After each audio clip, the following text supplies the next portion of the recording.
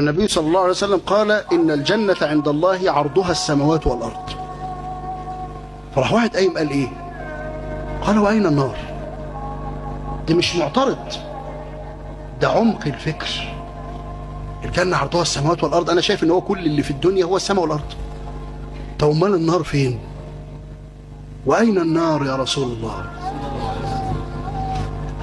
قال فأين يذهب الليل إذا جاء النهار؟ أصل ده ملك مالوش قاعدة في دماغك، ده ليه قاعدة؟ بس ما عشان كده احنا نقول عقيدتنا أن رسول الله حي. مش دي عقيدتنا؟ لا مش دي عقيدتنا. تغلطوا ولا ايه؟ حي بس في ضابط، حي في قبره، حياة برزخية. ايه الحياة البرزخية؟ معرفش. انا اعرف الحياة اللي انا عايشها، ان في واحد عايش بيطلع بره الحياة ازاي؟ قلبه يقف، مات. بيخش جوه الحياة ازاي؟ بيتولد.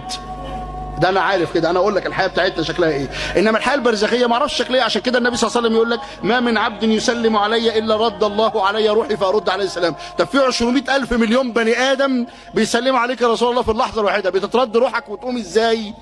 انا مالي؟ معرفش. اعرف منين؟ معرفش يا عم محمد، هعرف منين انا؟ دي حياة لها احكامها الخاصة، عشان ربك عز وجل يوقف عقلك، تعرف ان انت مهما اوتيت من عقل تقف تعمل ايه؟ تقف تسلم، تقول انا عقلي محدود لحد هنا بس.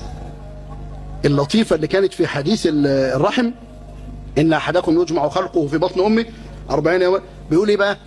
فاذا 40 يوما نطفة ثم يكون علقة مثل ذلك ثم يكون مضغة مثل ذلك ثم يأتيه الملك الموكل بالأرحام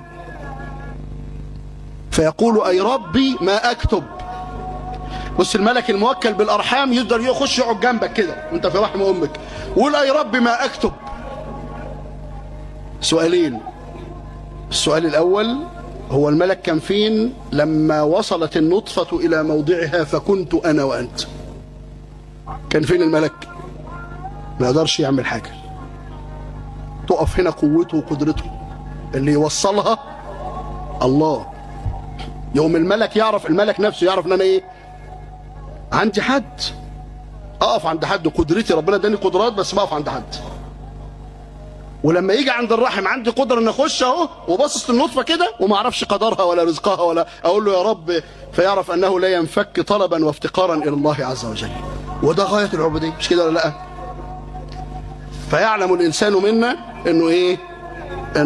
انه محدود، علمه محدود. فعند